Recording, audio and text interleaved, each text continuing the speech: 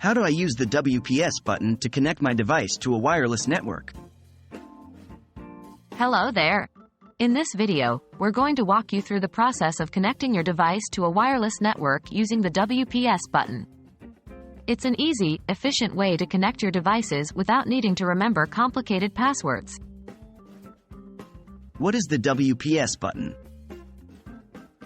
Before we get started, let's talk about what the WPS button is. WPS stands for Wi-Fi Protected Setup.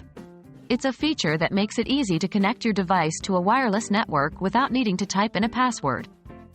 You'll often find this button on your wireless router. How do I find the WPS button?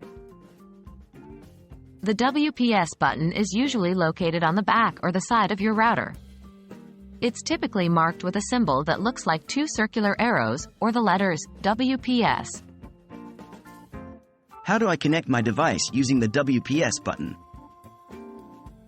Once you've located the WPS button, here are the steps to follow. 1. Press the WPS button on your router. You might see a light start to blink. 2. Go to the Wi-Fi settings on your device. This could be a smartphone, tablet, or laptop. 3. Select the network you wish to connect to. 4. Choose the option to connect using WPS. This may appear as WPS Push or Connect via WPS. 5. Your device will start searching for the network. This should only take a few moments.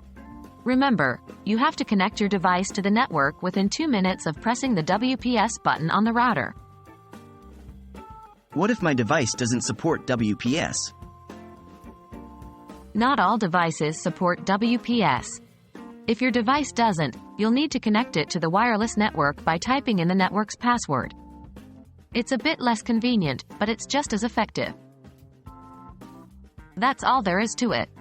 Now you know how to connect your device to a wireless network using the WPS button.